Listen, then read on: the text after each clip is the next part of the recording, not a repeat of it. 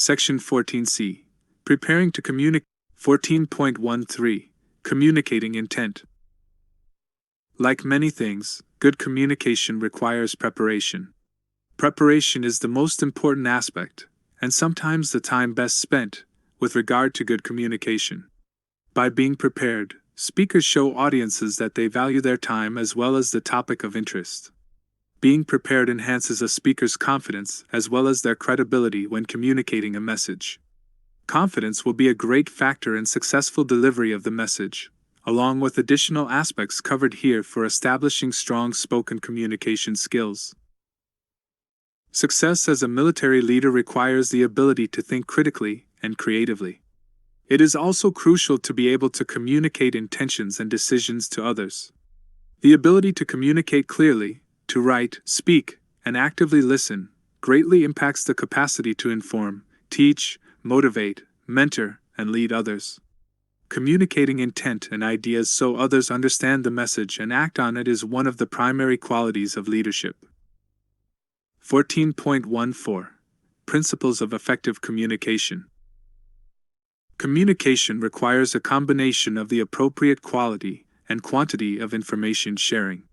While communication can be broken into three parts, the sender, the message, and the audience, for communication to be successful, the audience must not only receive the message, but they must interpret the message the way the sender intended.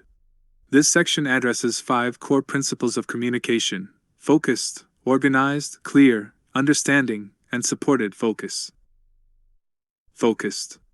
Being focused means understanding what the issue is, considering all aspects of the issue, and not straying from the issue. Address the issue, the whole issue, and nothing but the issue. Organized. Good organization means presenting information in a logical, systematic manner. When information is not well organized, audiences may become confused, impatient, or inattentive. Even if you are providing useful, relevant information, the importance of your message may be lost to the audience if it is disorganized. Clear. Communicate with clarity and make each word count. Clear communication occurs when the sender is able to properly articulate and formulate the message to the audience. To communicate clearly, be sure to understand the proper pronunciation of words and how to assemble and punctuate sentences. Also, clear communication often requires getting to the point. Understanding. Understand your audience and its expectations. Understanding the audience's current knowledge, views, and level of interest regarding a topic helps when sharing ideas with others.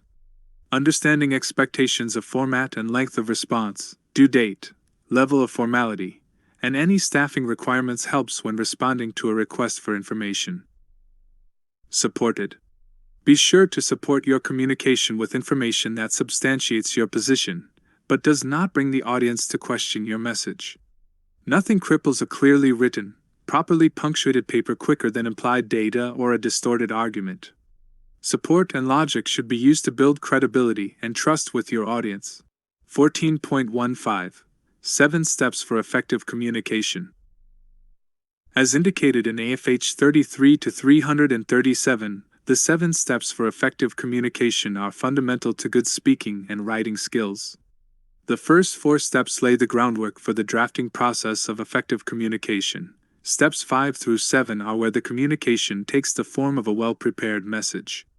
The 7 steps for effective communication and a brief explanation of what they entail are provided here. 1. Analyze purpose and audience. Be clear on your purpose and know and understand your audience when preparing to communicate your message. This is often accomplished by determining what your message is and why you are communicating it to your audience. In this step, you will want to ask yourself, is your purpose for communicating to direct, inform, persuade, or inspire? Once you know your intent, you can design your message around your purpose statement or the intent you have in mind. 2. Research your topic. Be resourceful and informed when preparing to communicate your message. There may be experts in your workplace who you can talk to for insights and advice on researching your topic. Also, information is at our fingertips, so consider what you know and what you don't know, and gather data that is pertinent and relevant to your topic.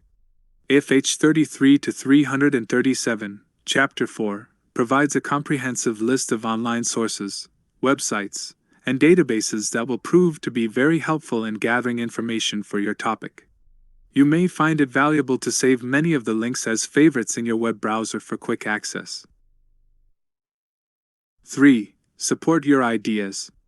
Be sure to strengthen your communication by providing information that will support your message. There are a number of ways you can develop a strong message in your communication. It is essential to choose the methods that best enhance your credibility and portray your argument as valid and reliable.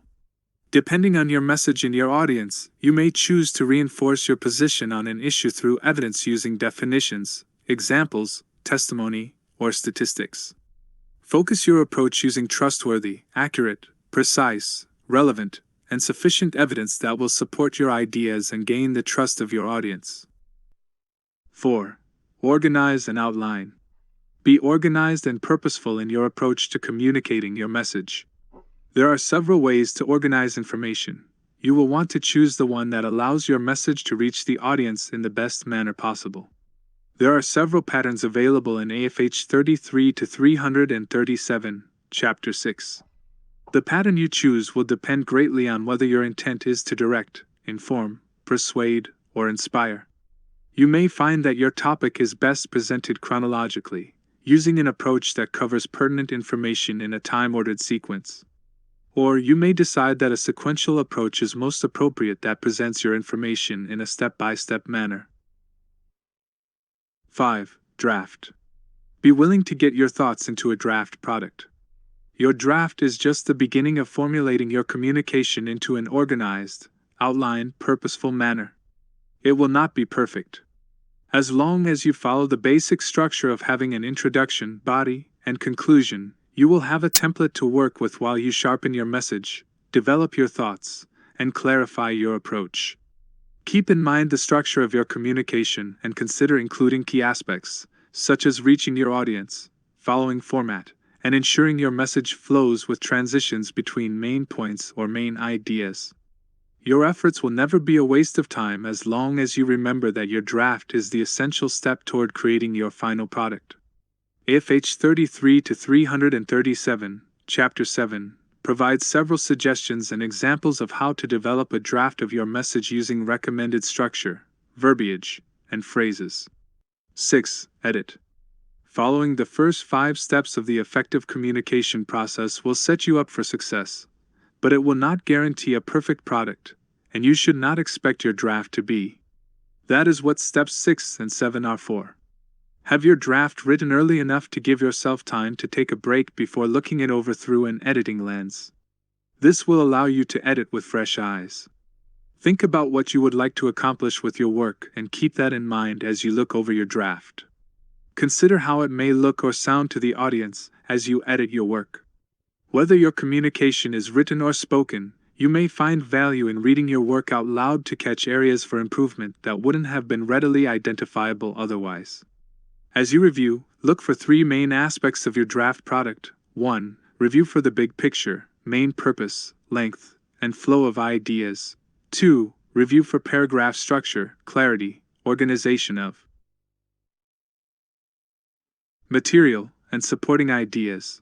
Then 3. Review sentences, phrases, words, grammar, and consider how the audience will perceive or receive the message. 7. Fight for feedback and get approval. Be receptive to feedback from others. Now that you've done your best at formulating your message, it's time to seek feedback. Even the best communicators can overlook key aspects of their messages. In this step, allow your pride in authorship to be set aside and seek pride in others' willingness to review and provide feedback on your work. Communicate upfront with your reviewers what your strengths and weaknesses are and let them know why you selected them to provide feedback to you. To best utilize time, express what areas you most likely need feedback on. This will help reviewers know where to focus their efforts, and it will enable them to be most helpful to you when providing feedback. 14.16. Job interview preparation. Before committing yourself to the effort required of applying and interviewing for a job, you need to understand the experience, or skills required for the job and whether or not you possess those experiences or skills. One of the first steps in preparing for a job interview is carefully studying the job advertisement or position description so you understand the particular knowledge, skills, and abilities required.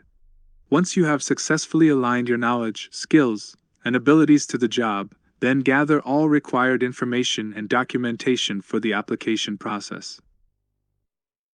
Applying for the job. When applying for special duty, seeking employment, or simply gathering pertinent information to successfully build a resume or application package in the future, there are different employer expectations you will want to be familiar with. In many cases, you may need to submit an application package with various documents, such as recent performance reports, personnel documents, a resume, a job application, a curriculum vitae, a biography, letters of recommendation, a cover letter, and in some cases, college transcripts. Any of these documents submitted for a job application should be tailored to highlight your particular knowledge, skills, and abilities related to the position for which you are applying. Interviewing for the job. Many USAF positions require a job interview. Knowing how to prepare for and conduct yourself during an interview can go a long way toward helping you get selected for a special duty or other career-broadening position in the USAF, not to mention being hired in the civilian sector. Prior to the interview, put yourself in the mindset that everything the interviewer sees or hears from you is part of the interview. The interview begins the moment you pick up the phone or enter the property of the organization. Think about how you will be perceived, how you will enter the conversation, how you will ask and answer questions, and anything else you think will occur before, during, or after the interview. If you are having a phone interview, ensure you will be in an environment where you can solely focus on the interview. It is a good idea to research the mission and history of the hiring organization before the interview. The more you know about the organization, the better you will be at convincing potential employers that you care about the organization, as well as the job you're seeking. Information you can often find about the organization in advance might include who the commander and senior enlisted members of the organization are, how large the organization is, and what the mission and vision statements are. Interviewers expect candidates to ask intelligent, thoughtful questions concerning the organization and the nature of the work. The nature and quality of your questions will reveal your interest in the organization and the position you're seeking. When the interviewer asks if you have any questions or concerns about the job or the organization, be prepared with at least one or two things you'd like to talk about. If you submitted an application package prior to the interview, there is a strong possibility that you will be asked questions about the information you provided. Review all of the documents you submitted, keep the documents nearby during the interview, and be prepared to highlight examples of your skills or experiences relating to the strengths you can contribute to the job. Examples of areas to concentrate on are problem-solving skills, thoughts on organizational transformation, team-building skills, support for the organization's priorities, your leadership philosophy, your ability to adapt and work in fast-paced environments, and decision-making abilities. Also, be able to answer the following questions. Why should I hire you? How soon can you report? How will this change affect your family? What do you see as one of your biggest challenges with a job like this? Where do you see yourself in 2 to 3 years? Are there any issues to prevent you from accepting or performing in this position? Purpose of interviews. All job interviews are designed with one goal in mind: to find the right person for the right job. Employers may have to interview several individuals for a position, so keep your goal in mind and let the interviewers see what skills and experiences you can bring to the job. Also, not only are you interviewing for a job, you are interviewing the prospective employer to see if the job is right for you. Be sure you understand the conditions of the job and ask for clarification during the interview, if needed. It is important to determine whether you truly are interested in committing the next few years to the potential job or assignment. As the interview draws to a close, before the interview is over, take a brief opportunity to provide 1 or 2 main points that you want the interviewer to remember about you. In other words, have your walkaway points in mind so you end the interview on a positive note and reemphasize your interest in the position. Post-interview actions. In some cases, it may be appropriate to follow up after an interview. A day or two after the interview, you may choose to send a short thank you note to the organization with which you interviewed to express your gratitude for the opportunity to interview for the job, restate your interest in the position, highlight any particularly noteworthy points, or address anything you wish to further clarify. 14.17. Meetings. Deciding how to communicate a message is important. If you have a message that can be sent clearly and accurately via email, that is one of the quickest forms of sending a message. If you need to send a message that requires an immediate response or might need clarification or elaboration that could be lost in translation through email, discussing the issue over the phone may be the best approach to take. If your message needs to involve multiple people or requires dialogue, sometimes on a recurring basis, you may need to have a face-to-face conversation. Meetings can be used to share information, solve problems, plan, brainstorm, or motivate. Whatever their purpose, you need to know some basics about conducting an effective meeting. A way to determine whether a meeting is the most appropriate method of communicating a message is to consider if you want to address a group about information, advice, concerns, problem solving, or decision making. Meetings allow for crosstalk to discuss these types of issues, whether within an organization or with outside agencies. Once you have decided that a meeting is the most appropriate method of communicating the message or issue, the next steps are to define the purpose of the meeting, decide who should be invited to participate or be a part of the conversation, decide where and when the meeting should occur, plan for capturing, recording, meeting information, send out an agenda so attendees can be prepared to discuss pertinent topics, and be flexible based on availability of attendees, information, or other considerations. Running the meeting requires that a few simple rules be followed, but not to the extent that the meetings are rigid, predictable, and non-productive. As long as you start and stay on time, follow the agenda, understand group dynamics, and follow up with well-formatted meeting minutes, your meeting will have a good foundation for success.